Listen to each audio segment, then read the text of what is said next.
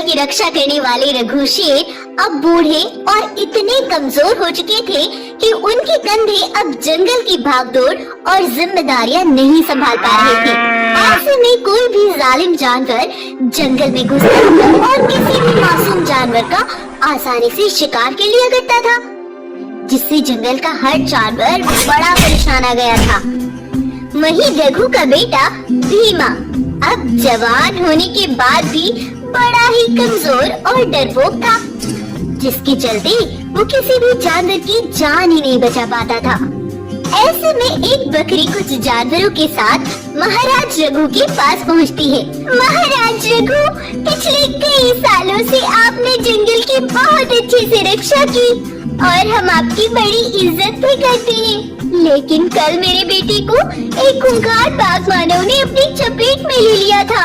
एक ताकतवर भेड़िया पहुंचा और उसने मेरे बेटे की जान बचा ली। मुझे वो भेड़िया बहुत अच्छे व्यवहार का लगता है।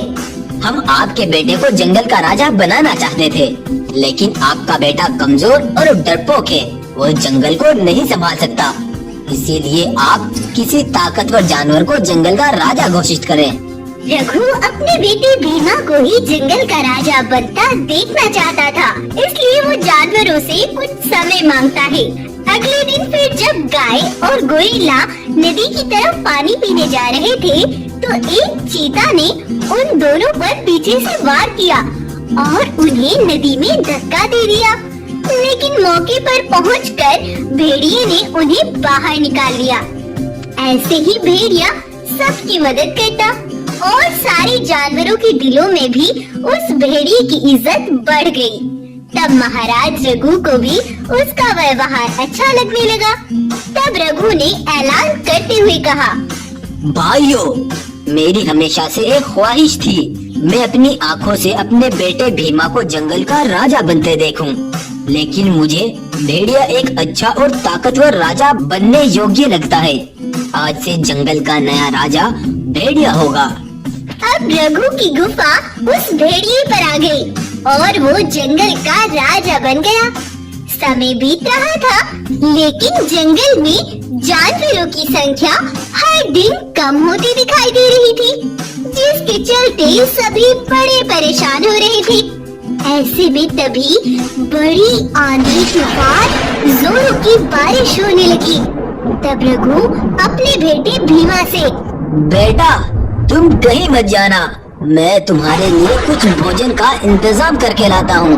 रघु भोजन की खोज में चला गया था, लेकिन तभी एक बहुत बड़ा पेड़ उसकी पीठ पर आ गिरा और वो पेड़ के नीचे दब गया। इधर भीमा भी अपने पिता के न आने पर बड़ा परेशान हो रहा था। वो अपने पिता को ढूंढने बारिश में ही निकल पड़ा। अपने पिता को पेड़ के नीचे दबा देख भीमा बड़ा घबरा गया। पिताजी, ये आपको क्या हो गया? मैं तो इतना ताकतवर भी नहीं कि इस पेड़ को हटाकर आपको यहाँ से निकाल सकूं। हे भगवान, मेरी मदद करो। तभी जमीन में से एक बहुत ही अजीब जादुई पेड़ निकलता है, जो भीमा की परेशानी देखकर सब कुछ समझ जाता है और उसके पिता को निकाल देता है। तब भीमा, तुम्हारा बहुत धन्यवाद जादुई पेड़। मैं इतना ताकतवर नहीं कि मैं अपने पिता को यहाँ से निकाल सकता, लेकिन तुमने ये सब किया, तुम्हारा बहुत धन्यवाद।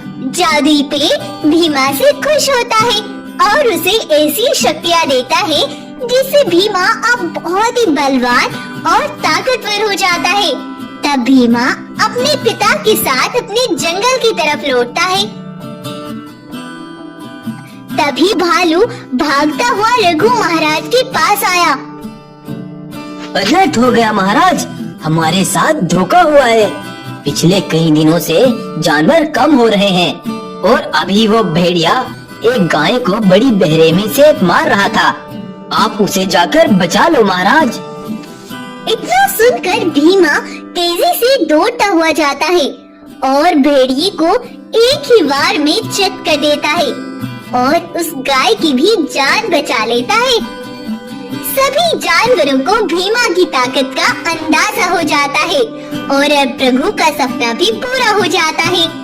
रघु ने अपनी आंखों से भीमा को ही जंगल का एक महान और बहादुर राजा बनते हुए देखा।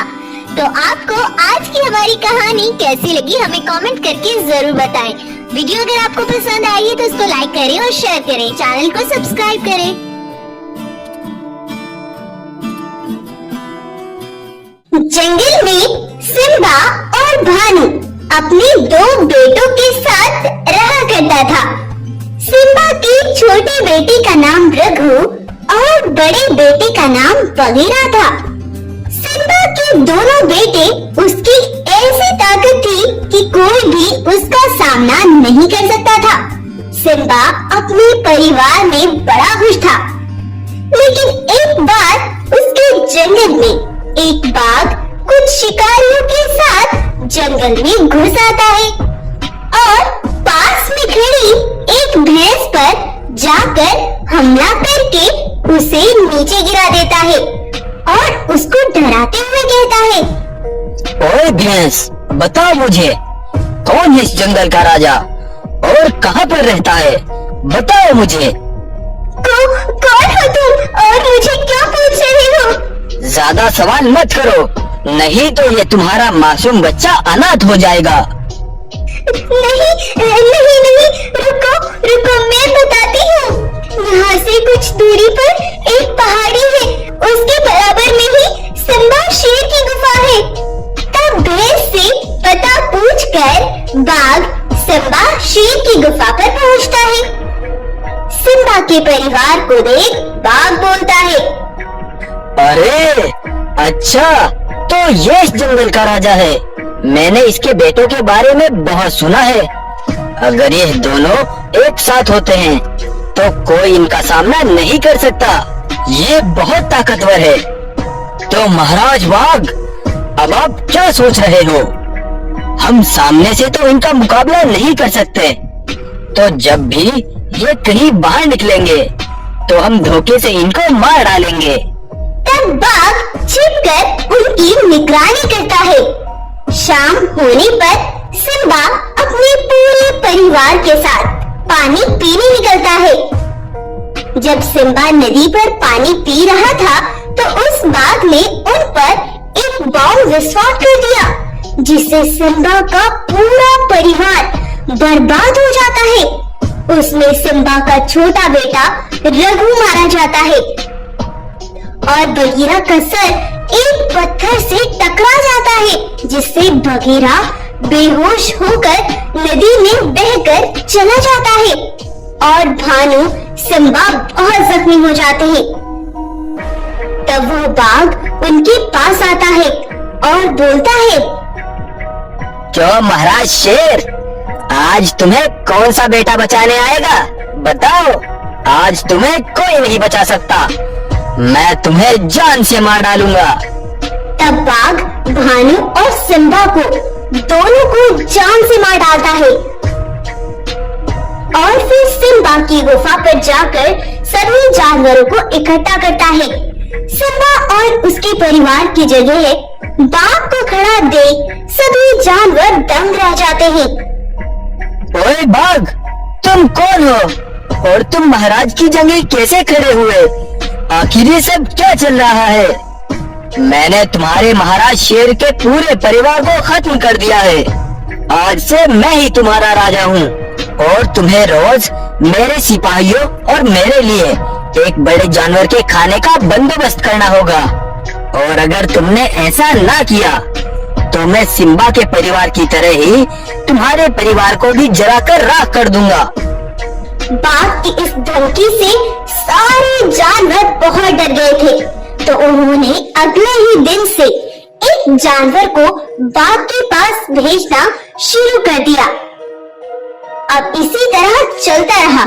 सभी जानवर बहुत दुखी और परेशान रहने लगे, क्योंकि उन्हें मालूम था कि एक दिन बाघ उन सबको एक एक करके अपना शिकार बना लेगा। एक बार सभी जानवरों के पास भागती हुई एक गाय आती है और सबसे कहती है, सुनो भाइयों, आपके लिए एक खुशखबरी है और एक बुरी खबर भी। कैसी खबर है गाय, बताओ हमें। भाइयों, सिम्बा शेर का बड़ा बेटा बगीरा जिंदा है। क्या बगीरा जिंदा है? ये तुम क्या बोल रही हो गाय? हाँ भाइयों, हम सब नदी में खड़े पानी पी रहे थे, तभी बगीरा पानी में बहता हुआ एक किनारे पर आकर रुक गया। अरे भाइयों, ये तो पास वाले सिम्बा शेर का बेटा बगीरा है। आखिर इसे क्या हुआ? तब हमने बगीरा को पानी से बाहर निकाला। कुछ देर बाद बगीरा को होश भी आ गया। सुनो बगीरा बेटा, तुम्हें क्या हुआ? तुम नदी में कैसे गिरे? बगीरा? कौन बगीरा? तुम किसकी बात कर रहे हो? मैं किसी बगीरा को नहीं जानता। लेकिन बुरी खबर ये है कि बगीरा की याददाश्त चली गई, उसे कुछ भी याद नहीं रहा। तब हम बगीरा को अपने साथ ले आए और उसे भोजन कराया। हाथी ने बगीरा को सब बताने की कोशिश की, लेकिन बगीरा को कुछ याद नहीं आ रहा। वो अपना सब कुछ खो बैठा है। अगर यही बात है तो बगीरा को हमें अपने जंगल लाना चाहिए ताकि उसे यहाँ कुछ याद आ सके। तब जानवर बगीरा को अपने लिए जंगल ले आते हैं और वो बगीरा को बाघ से छिपाकर पूरे जंगल घुमाते हैं, लेकिन बगीरा को कुछ याद ही नहीं आता। एक बार रात के समय जब बगीरा सो रहा था तो बगीरा को अपने सपने में वो सब दिखाई देता है जो बाघ ने उसके और उसके परिवार के साथ किया था। तभी बगीरा घबराकर बहुत तेजी से उठता है। उसे घबराया हुआ देख भालू से पूछता है, अरे क्या हुआ बगीरा, तुम इतने घबरा क्यों रहे हो? क्या बात है? भालू, मुझे कुछ याद आया है। मैंने अपने सपने में देखा है कि एक बाघ ने हम पर बम ब्लास्ट करके हमारे परिवार को तबाह कर दिया है। हाँ हाँ बगीरा, हाँ, एक बाघ ने तुम पर बम ब्लास्ट किया था जिसमें तुम्हारे माता पिता और तुम्हारा छोटा भाई मारा गया था। मुझे सब याद आ गया है भालू, सब याद आ गया है। मैं आज सुबह ही उस बाघ से अपना बदला लेकर रहूंगा। तब सुबह होने पर बगीरा जाकर उस बाघ पर हमला करता है और उसे जान से मार डालता है और उसके सिपाहियों को भी मौत के घाट उतार देता है और उन सब से अपने और अपने परिवार के किए का बदला ले लेता है और फिर से सभी जानवरों के साथ खुशी से रहने लगता है।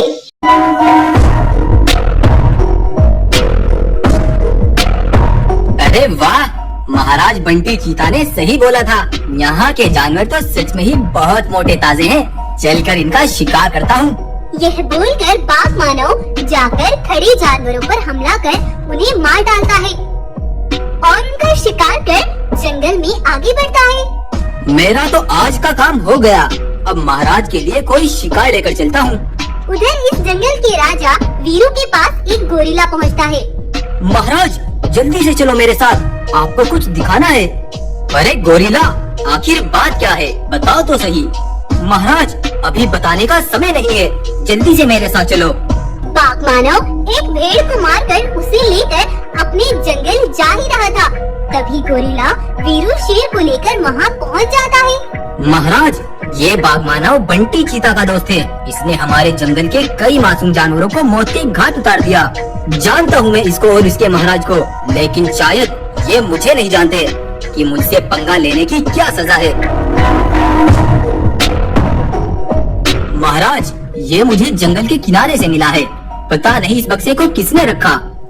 हाँ भालू, जरा खोलो इसको। तब भालू उस बक्से को खोल देता है। नहीं नहीं नहीं, ऐसा नहीं हो सकता, नहीं हो सकता ऐसा। कोई मेरे दोस्त को कैसे मार सकता है? ये सब उस वीरू शेर की अधरा है। नहीं छोड़ूंगा उसे, मिटा कर रख दूंगा उसका नामो निशान। बंटी चीता गुस्से से गुर्राता हुआ एक पंडित पर जाकर कूद पड़ता है। अरे अरे, तुम मुझे क्यों मार रहे हो? ओए पंडित, मुझे ऐसा शरीर चाहिए जो किसी के पास ना हो। ऐसा शरीर जिसके आगे कोई ना टिक पाए। मुझे एक विशाल शरीर चाहिए। हाँ हाँ ठीक है, मैं समझ गया। देखो चीता, मैं तुम्हें विशाल शरीर वाले चीता में बदल दूंगा, लेकिन तुम फिर अपने असली रूप में कभी नहीं आ पाओगे। नहीं चाहिए मुझे अपना असली रूप, मुझे सिर्फ बदला चाहिए, सिर्फ बदला। तब पंडित चीता को एक विशाल चीता में बदल देता है और वो खूंखार चीता बन जाता है और बदले की आग में सीधा वीरू के जंगल पहुंचकर उसके जंगल के जानवरों को मारने लगता है। वो चंद ही मिनटों में जंगल के बहुत से जानवरों को मार डालता है। तभी वहाँ पर भागता हुआ वीरू शेर आ पहुँचता है। रुक जाओ बंटी चीता, रुक जाओ। मैं जानता हूँ तुम अपने दोस्त का बदला लेने आए हो, लेकिन तुम्हें अगर बदला ही लेना है तो मेरे जंगल के जानवरों को छोड़ दो और मुझे मार डालो। तुझे मैं ऐसी मौत दूंगा जो तुझे कभी सोची भी नहीं होगी। छोड़ूंगा नहीं तुझे। चीता ये बोल ही रहा था कि तभी ऊंची पहाड़ी से जानवर चीता के सर पर बड़ा सा पत्थर फेंक देते हैं। जब वो चीता के सर पर आकर लगता है तो चीता बेहोश होकर नीचे गिर जाता है और ऊपर खड़े जानवर उस पर एक के बाद एक पत्थर बरसाते हैं, जिनमें दबकर वो वहीं मर जाता है। दरअसल ये भी वीरू शेर का ही एक प्लान था। जब चीता वीरू के जंगल आकर जानवरों को मार रहा था तब वीरू ने उसे देख लिया था। ये तो बंटी चीता है, ये जरूर अपना बदला लेने आया है। हम इसका सामना नहीं कर पाएंगे। तो महाराज अब हम क्या करेंगे? मैं इसे अपनी बातों में उलझाकर पहाड़ी के नीचे ले जाता हूँ और तुम इसके ऊपर पत्थर बरसा देना। यही इसे मारने का एक सही तरीका है। तो इस तरह से वीरू ने होशियारी से काम लेकर इतने बड़े विशाल चीता को भी मार डाला। तो इससे पता चलता है कि बड़ा शरीर और ताकत ही मायने नहीं रखता। अगर मुसीबत में आप होशियारी से काम लेते हैं तो आप बड़ी से बड़ी परेशानी का सामना आसानी से कर सकते हैं। अगर आपको ये कहानी पसंद आई है तो इस कहानी को लाइक करें, शेयर करें और हमारे चैनल को सब्सक्राइब करें। Thank you. महाराज महाराज, वो फिर से लौट आए हैं। हमें बचा लीजिए महाराज, वो हम सबको मार डालेंगे। अरे भालू, तुम किसकी बात कर रहे हो? कौन है वो? बताओ मुझे। रघु शेर ये बोल ही रहे थे कि तभी वहाँ पर रंगीन पंखों वाले बाघ उतरते हैं, जिन्हें देख रघु घबरा जाता है। रघु, हमारी बात तुम्हें याद तो होगी ही ना, या कहीं फिर भूल गए? इस बार हम खाली वापस नहीं जाएंगे। हमें तुम्हारा बेटा आज हर हाल में लेकर जाना है। नहीं, तुम ऐसा नहीं कर सकते। तुम मेरे बेटे को कहीं नहीं ले जाओगे। आखिर पंखों वाले रंगीन बाघ रघु के बेटे को क्यों अपने साथ ले जाना चाहते हैं? आखिर क्या खास है रघु के बेटे में? चलिए देखते हैं। दरअसल कुछ सालों पहले रघु शेर अपनी पत्नी रुमझुम के साथ रहता था। रुमझुम गर्भवती थी। दोनों अपने आने वाली संतान के बारे में सोचकर बहुत खुश थे और वो दिन भी आ ही गया जब रुमझुम ने एक सफेद शेर को जन्म दिया। अपने बेटे को देख रघु खुशी से पूरा नहीं समाता और वो इसी खुशी में जंगल के बहुत से जानवरों को अपनी गुफा पर दावत के लिए आमंत्रित करता है। सभी जानवर रघु और रुमझुम खुशी में मग्न थे, लेकिन तभी रघु की गुफा पर कुछ पंखों वाले रंगीन बाघ उतरते हैं और कहते हैं, बधाई हो रघु महाराज, आपके जैसा बेटा लाखों में नहीं बल्कि पूरी दुनिया में एक है। तुम सब कौन हो और कहाँ से आए हो? हम आसमानी दुनिया से आए हैं। हमारे महाराज भीमा ने तुम्हारे बेटे का पूरा भविष्य देख लिया है। तुम्हारे बेटे के अंदर ऐसी शक्तियाँ हैं जो किसी के पास नहीं। हम तुम्हारे बेटे को 5 साल बाद अपनी दुनिया में लेकर जाएंगे। तब तक तुम अपने बेटे के साथ खूब लाड लड़ाओ और अगर तुमने कोई चालाकी दिखाई तो हम तुम्हारा ये जंगल शमशान बना देंगे। ऐसे बोलकर वो सब चले जाते हैं। ये नहीं हो सकता रघु, हम अपने बेटे को किसी को नहीं देंगे। तुम चिंता मत करो, मैं अभी पंडित जी के पास जाता हूँ। तब रघु पंडित जी के पास जाकर उन्हें सब कुछ बताता है।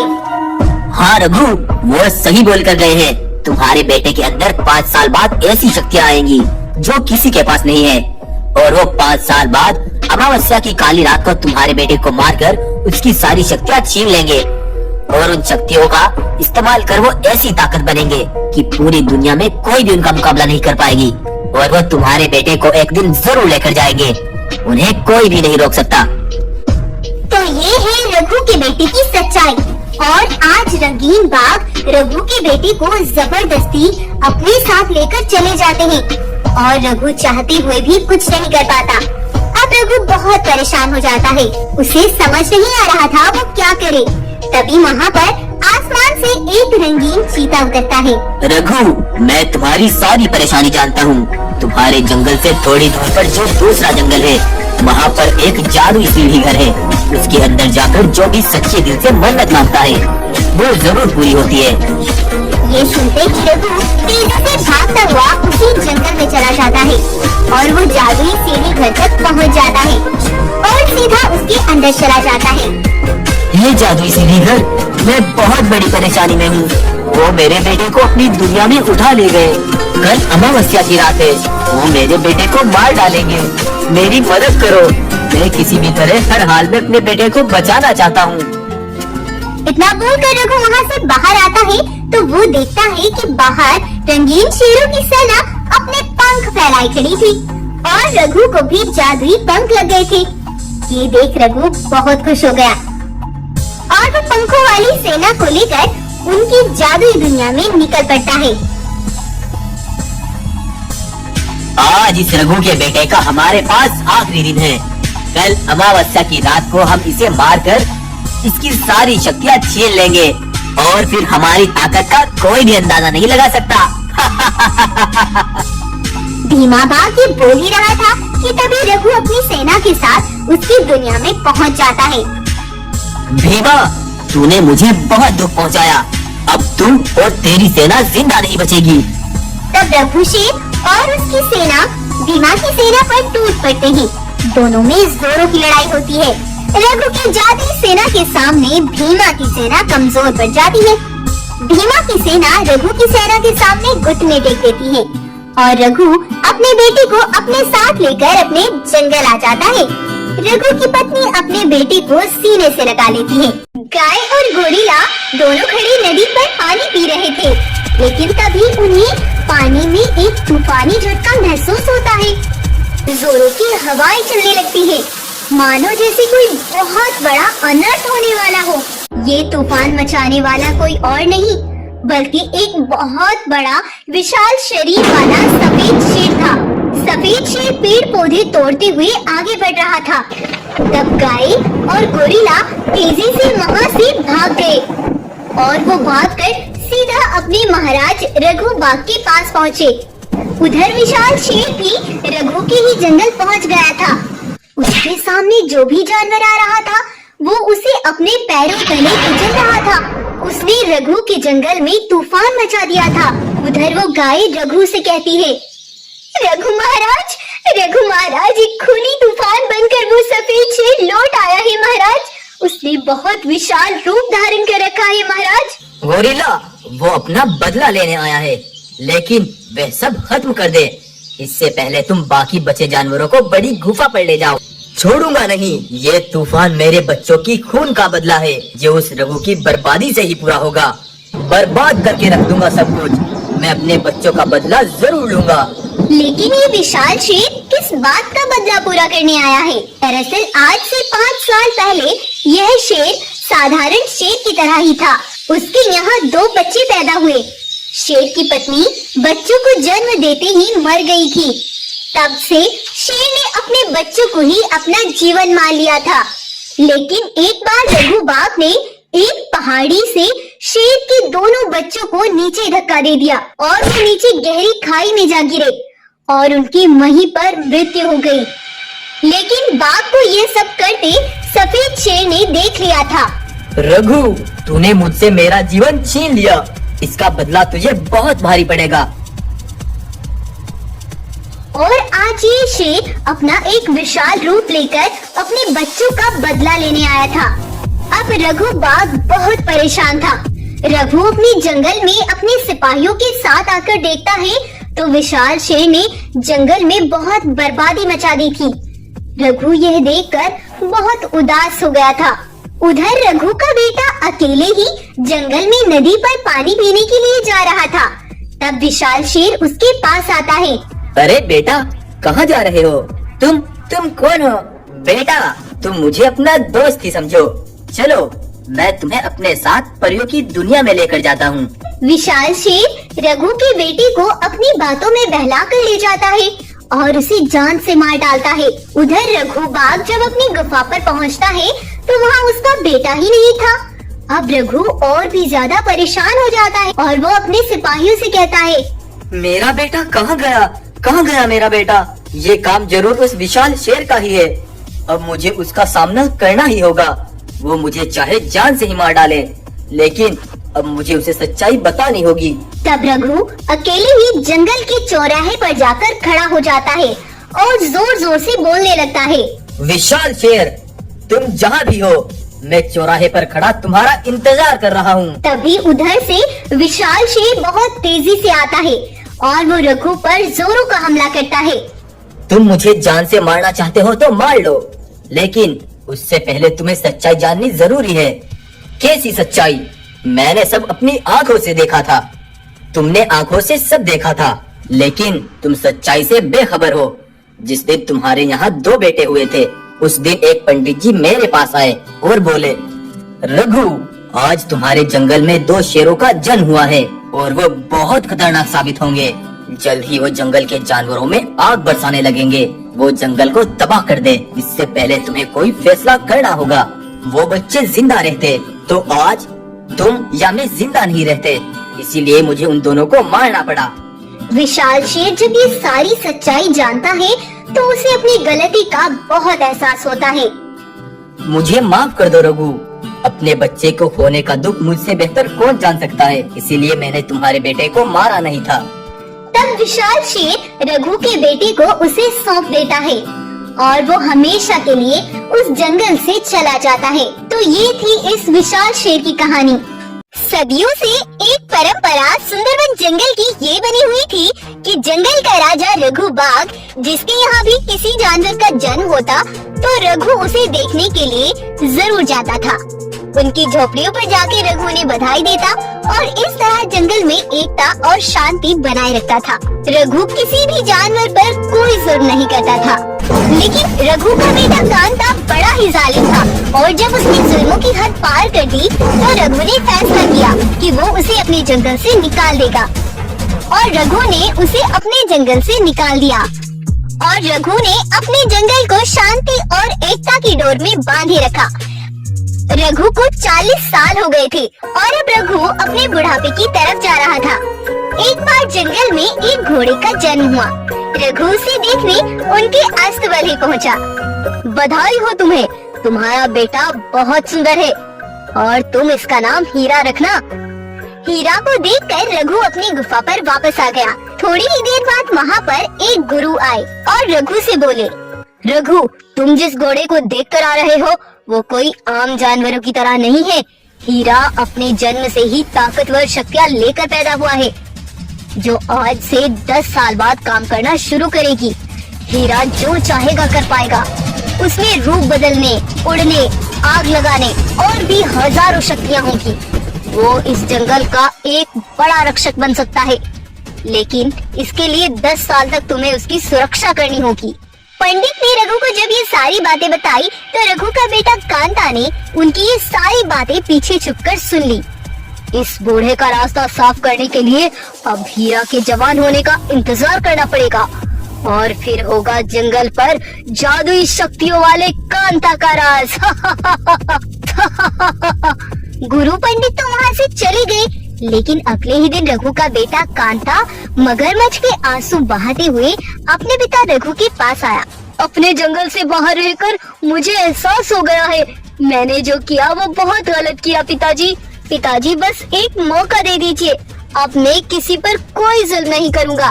तब रघु अपने बेटे को माफ कर देता है और कांता अब सबके साथ अच्छा व्यवहार करता है। ऐसे ही समय बीता और हीरा पूरे 10 साल का हो गया। हीरा के अंदर की शक्तियों ने उसे बहुत ताकतवर बना दिया। वो अपने जादुई पंखों से कभी आसमान में उड़कर देखता। आज हीरा खुशी से लहरा रहा था, लेकिन कांता का इंतजार पूरा हो चुका था। कांता अचानक तेजी से आया और हीरा को मारने लगा। कांता ने एक नुकीला तीर उसके गले में मारा।